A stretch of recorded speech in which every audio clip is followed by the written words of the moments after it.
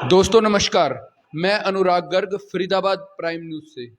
दोस्तों आप हमारे साथ एक ऐसे शख्स को देख रहे हैं, नाम है इनका देवराज चौधरी। कल इन्होंने आम आदमी पार्टी की सदस्यता ग्रहण की है। और दोस्तों इनके बारे में एक बात और बताते चले, पिछला चुनाव इन्होंने लड़ा, लेकिन इनको मात्र 117 वोटों से पराजित हुए। 117 वोटों से पराजित होते हैं। आज इनके साथ हम कुछ मुद्दों पर बात करने के लिए इनके साथ आज आए हैं, जानते हैं। देवराज जी, सबसे पहले तो आपको बहुत बहुत नमस्कार। और आपने आम आदमी पार्टी को ही क्यों चुना? भाई साहब, आम आदमी पार्टी को विकल्प बनने की सबसे मुख्य वजह ये रही है कि आज की हरियाणा में राजनीति की मुख्य धारा में शामिल दो पार्टियां, भारतीय जनता पार्टी और कांग्रेस पार्टी, दोनों को हम लोग बहुत दिन से देख चुके हैं। और भारतीय जनता पार्टी को तो 10 साल से, हम लोग 8 साल से झेल भी रहे हैं। झेलने का शब्द मैं इसलिए इस्तेमाल कर रहा हूँ कि आप वार्ड में मेरे साथ चलें और आप खुद अपनी आंखों से देखें। किसी भी राजनीतिक सत्ता को, किसी भी राजनीतिक पार्टी को लोगों के परेशानियों को दूर करने के लिए 5 साल का टाइम दिया जाता है। प्रदेश के लोगों ने भारतीय जनता पार्टी की सरकार को दोबारा भी मौका दिया। विकास के नाम पर पहले से बेहतर कुछ काम हुए, इसमें कोई शक और शंका नहीं है। लेकिन कामों का, विकास के नाम पे काम कम और छलावा ज़्यादा किया गया है। सड़कों को बनी हुई बता दिया गया है जो आज तक नहीं बनी गई है। सीवर लाइन डाली गई थी, बहुत छोटी पाइपलाइन डाली गई कई एरिया में, जिसकी वजह से ब्लॉकेज रहती है। सीवर लाइन डाल दी गई, उसके लिए धन्यवाद करते हुए भी कहूँगा कि जहाँ जहाँ सीवर लाइन डली थी वहाँ वहाँ सड़कों को नया बनाने के भी टेंडर थे। उन्हीं टाइल्स को वापस पुरानी टाइल्स को लगा दिया गया और फाइल्स पूरी कर दी गई कि हमने सड़कें और सीवरेज दोनों बना दिए हैं। मैं 50 जगह ऐसी गलियों में आपको ले जा सकता हूँ जहाँ सीवर लाइन डलने के बाद में उन्हीं टाइलों को ठीक कर दिया गया। वहाँ इतने गड्ढे हैं कि वहाँ पैदल नहीं निकल सकते। कोई बुज़ुर्ग हो, बीमार हो, छोटा बच्चा हो, थोड़ी सी भी बरसात हो जाती है उन गड्ढों में पानी भर जाता है, निकलने की समस्या।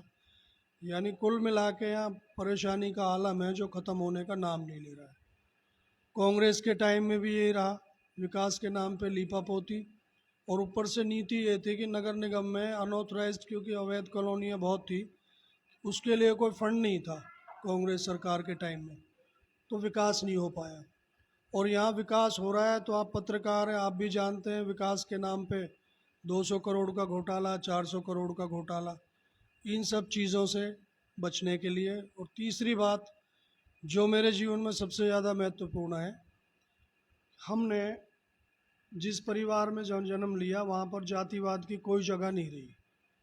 भारतीय जनता पार्टी की सरकार में आप देखते हैं रोज़ाना हिंदू मुस्लिम, ये जाति वो जाति, दंगा फसाद। सरकार का काम लड़ाई झगड़े करवाने का नहीं, सरकार का काम लड़ाई झगड़े कर रहे लोगों को जेलों में डालने का है। और यहाँ उल्टा है, जितना आप एक खास विशेष जाति को आप गालियाँ देंगे, उतना भारतीय जनता पार्टी में आप बड़े स्तर के नेता माने जाएंगे। और ये जो जिस पार्टी में जुड़ने का हमने अभी फैसला किया, आम आदमी पार्टी, ये पार्टी सबको साथ लेकर चलने का काम कर रही है, और जिसकी मुख्य धारा में विकास और लोगों को राहत पहुंचाना है। राहत किस तरीके से? जैसे दिल्ली सरकार में आप देख रहे हैं 300 यूनिट बिजली फ्री है, पीने का पानी आपका फ्री है, सरकारी स्कूलों में ज़मीन आसमान का अंतर है। और यही मॉडल हम सोचते हैं, चाहते हैं कि यह पार्टी हमारे फरीदाबाद में लागू करेगी, हरियाणा में लागू करेगी। ये सब चीज़ों की चाहत में और लोगों की सेवा करने के मकसद से हमने आम आदमी पार्टी को अपने लोगों के बीच में एक सर्वे करा के, सबसे ज़्यादा लोगों ने हमें कहा कि आप आम आदमी पार्टी में जाओ। दूसरे नंबर पे लोगों ने कहा कि आप कांग्रेस पार्टी में जाओ। और उसके बाद विकल्प था कि आप आज़ाद रहें। तो कांग्रेस की जो स्थानीय लीडरशिप है, जो लोग टिकट के दावेदार हैं, उन लोगों के साथ में हम काम करना नहीं चाहते, क्योंकि पहले 10 साल लोगों ने उनको मौका दिया है काम करने का। उन 10 सालों में जो शहर की परिस्थिति थी वो किसी से छुपी हुई नहीं है। बल्लभगढ़ बाजार के अलावा कहीं भी कोई विकास का काम उन लोगों ने नहीं किया। ये नहीं कि उन्होंने काम नहीं किया, लेकिन सिर्फ शहर को उन्होंने केंद्र बिंदु बनाए रखा। हम कॉलोनियों में रहने वाले लोग यहाँ लाखों की तादाद में रहते हैं। हमारे यहाँ विकास की सबसे ज़्यादा ज़रूरत थी, उन्होंने उसको अनदेखी की। इसलिए सारे मामले मिला के हमने आम आदमी पार्टी के में शामिल होने की कोशिश की। सर, आपने अभी कहा कि कांग्रेस की जो जो कांग्रेस पार्टी है उसकी लीडरशिप ने जिसको यहाँ विधानसभा का कैंडिडेट बनाने का फैसला किया है, आप उससे संतुष्ट नहीं है, उसकी कार्यशैली से, पिछली कार्यशैली से भी संतुष्ट नहीं है। लेकिन देवराज जी, जो काम करने हैं वो पार्टी को करने हैं, किसी और कैंडिडेट अभी भी फिक्स नहीं है। फिर भी आपको ऐसा लगता है कि आने वाले समय में कांग्रेस उसी को कैंडिडेट बनाएगी और उनका जो कार्यशैली है वो भी चेंज होने वाली नहीं है, बदलने वाली नहीं है? नहीं, पार्टी के संगठन में किसकी चलती है, आप बताओ मुझे। मुझे नहीं लगता पार्टी का संगठन कुछ काम कर सकता है। पार्टी के संगठन में जो लोग किसी भी पार्टी में काम कर रहे हैं, वो चाहे बीजेपी हो, भारतीय जनता पार्टी हो, मैं वैसे बहुत सारे लोगों को जानता हूं कि जो अपनी पूरी ज़िंदगी इनकी सेवा में लगे रहे हैं, लेकिन जब टिकट की बात आती है तो किसी पैसे वाले आदमी का जिसका कोई जनाधार नहीं, ये लोग उसको आगे बढ़ा देते हैं। संगठन की मजबूती सिर्फ चुनाव में दिखावे के लिए उन लोगों को झूठी तसल्ली है। कोई भी पार्टी का संगठन कहीं काम नहीं करता। उन लोगों के जिनकी मैं बात कर रहा हूँ, मुख्य धारा में वही लोग हैं, आज भी हैं। जिन लोगों के लिए आप मुझसे इशारे में सवाल कर रहे हैं, मुझे लगता है कि वो लोग मुख्य धारा में हैं, और टिकट के मुझे लगता है दावेदार भी लास्ट तक वो ही रहे। देवराज जी, आपने कल एक बहुत मुख्य मांग उठाई, वो थी आपने पार्टी की सदस्यता लेने से पहले स्पष्ट रूप से, देवेंद्र मावी जी यहाँ पर आए थे, प्रभारी भी हैं वो आम आदमी पार्टी के 4 वार्डों के। आपने मुख्यतः एक बात उठाई कि मैं पार्टी में आने के लिए तैयार हूं, मैं सदस्यता लेने के लिए तैयार हूं, लेकिन जो मेरी मुख्य मांग है वो है मेरे वार्ड में स्कूल का बनना बहुत जरूरी है। तो ये अगर आप बीजेपी ज्वाइन करते तो आपको ऐसा नहीं लगता है कि बीजेपी जो इस समय रूलिंग है वो आपकी ज्यादा अच्छी तरह से मदद कर पाती? आप बिल्कुल सही कह रहे हैं, सत्ताधारी पार्टी से सबसे पहले आप उम्मीद करते हैं। मैंने खुद इस बात को व्यक्तिगत तौर से मंत्री जी मूलचंद शर्मा जी के सामने रखा था। मैंने उनको जगह भी बताई थी।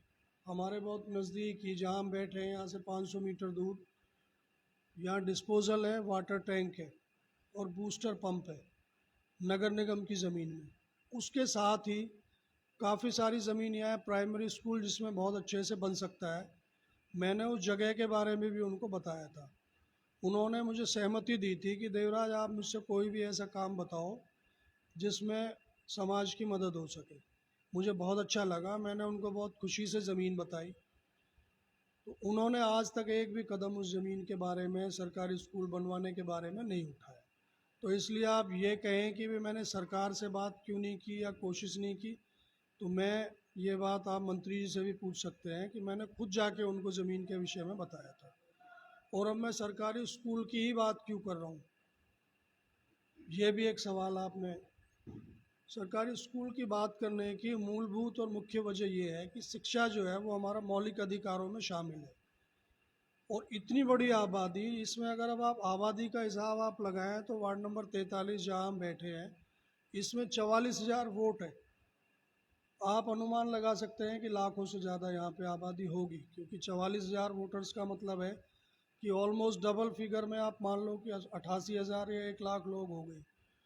इन 1 लाख लोगों में से हर परिवार में बच्चे हैं, तो कोई भी सरकारी यहाँ प्राथमिक शिक्षा का कोई भी स्कूल नहीं है।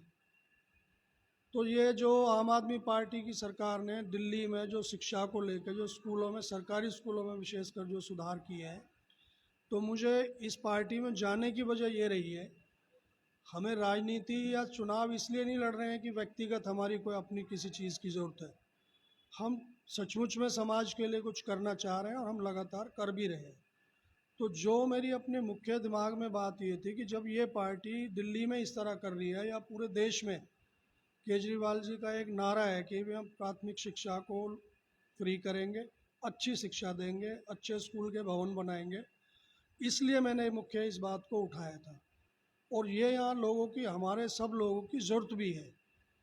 जब आप शराब के ठेकों के लिए करोड़ों रुपए का बजट रख सकते हैं, सरकार के प्रचार में आप अरबों रुपए बर्बाद कर सकते हैं, तो क्या हमारा हक एक छोटे से स्कूल का भी नहीं बनता है?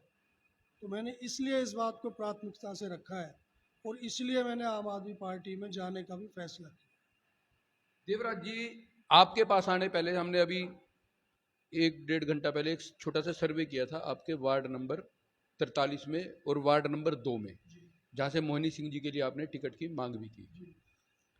वहां पे लोगों ने हमें बताया जब हमारी कोई भी समस्या होती है वो लोग आपके पास आते हैं और आप अपने स्वैच्छिक फंड से उनकी समस्याओं को दूर करते हैं।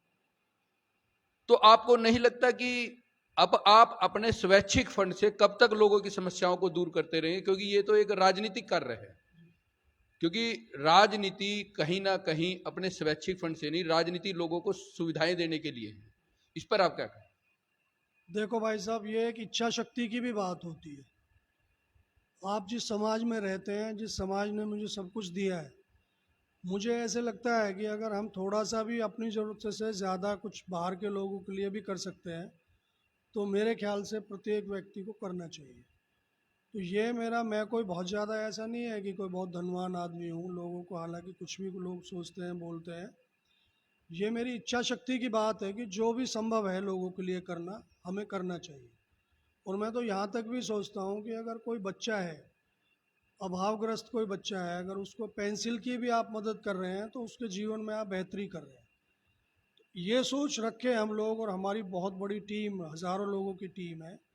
ये नहीं है कि उसमें मेरा ही पैसा अकेले का लगता है। मेरी टीम में भी इस तरह के सदस्य हैं कि जो अगर वो मुझे 500 रुपये की भी कहीं मदद कर सकते हैं तो वो खुद आगे बढ़ के मेरी मदद करते हैं कि भैया आप इस पैसे को सही जगह लगाओगे, ये हमारी तरफ से छोटी सी मदद है। उससे मेरा और हौसला बढ़ता है। और मैं तो आपके चैनल के माध्यम से ये रिक्वेस्ट भी करूँगा, प्रार्थना करूँगा, समाज का जो भी व्यक्ति समाज सेवा करना चाहता है, मैंने बहुत छोटी सी बात बताई, पेंसिल 2 रुपए की, 4 रुपए की, 5 रुपए की आती होगी। मैं हाथ जोड़ के निवेदन करना चाहता हूँ कि आप अगर इतनी भी किसी स्कूल में जाके मदद कर सकते हैं तो वो भी समाज में शिक्षा का सबसे बड़ा एक महत्व है। आप उसमें बहुत बड़ा योगदान कर रहे हैं। इस भावना के साथ मैं, मेरी टीम और जिस पार्टी से मैं जुड़ा हूँ, मुझे लगता है उस पार्टी की भी मूलभूत भावना यही है कि अभावग्रस्त लोगों की ज़मीनी स्तर पर मदद की जाए। वो हम करने की कोशिश कर रहे हैं।